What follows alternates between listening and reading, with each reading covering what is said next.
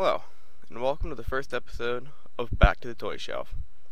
On this episode, we're going to be looking at Hasbro's 2009 line of Spider-Man Fiercest Foes figures.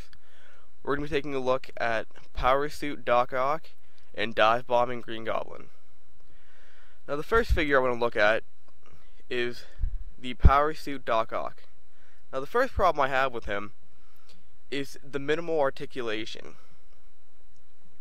His arms move up and down and they're ball jointed, but other than that his arms have no articulation and no other ways to move. His legs, they go up and down, they bend at the knees, and the feet can swivel back and forth.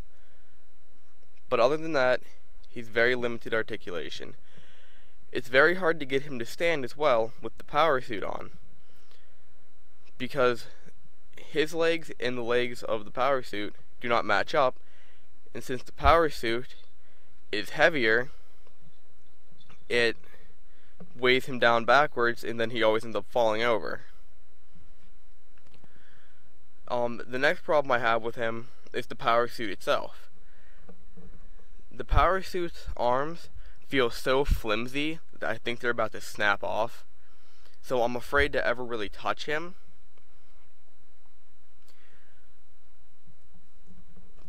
The next problem I have with him comes in the paint. It looks terrible. Like, I don't know if you can see it on top of his head, but it looks like they didn't finish painting it. So it's filled with a lot actually of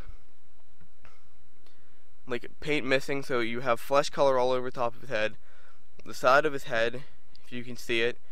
The goggles, if they were painting it, it looks like they just painted everywhere, because most of his ears green.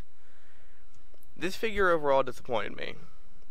For the minimal articulation, I'm afraid that his power suit's gonna snap, and the paint that just goes everywhere.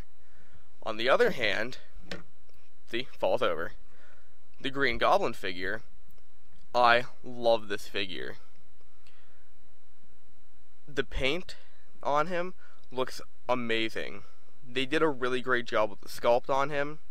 The paint job, everything looks amazing. Right down to his glider, which the only problem I have with this figure is when the feet are placed in the glider, it's a little bit, I just wish it was a little bit tighter of a fit. But other than that, this figure is amazing. He comes with his messenger bag and a pumpkin bomb. And as I said, I love this figure. And now, as with the articulation, it's actually a lot better. He has ball joint on his arms, he can swivel at the elbow, and the hands can move in a 360 turn. And his legs are also ball jointed. Same thing with the knees, and it's just a whole lot better than Doc Ock. I don't understand what they did to Doc Ock. And now as for the pumpkin bomb, if you can see the sculpt on his hand, it's just an open palm hand. And I thought at first, how is this figure how is the pumpkin bomb going to stay in the hand? Because it's like a rubbery silicone type material.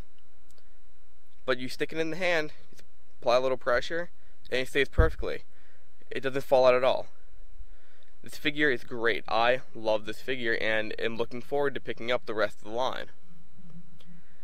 So, Spider-Man Fiercest Foe figures. I know that they do have another version of Doc Ock. This is just a regular Doc Ock. So, I'm going to pick that up. I'm going to try and pick up the rest of the villains. So, once I get the rest of them, I'll be doing another video on them. So until next time, I am going to say I do accept donations.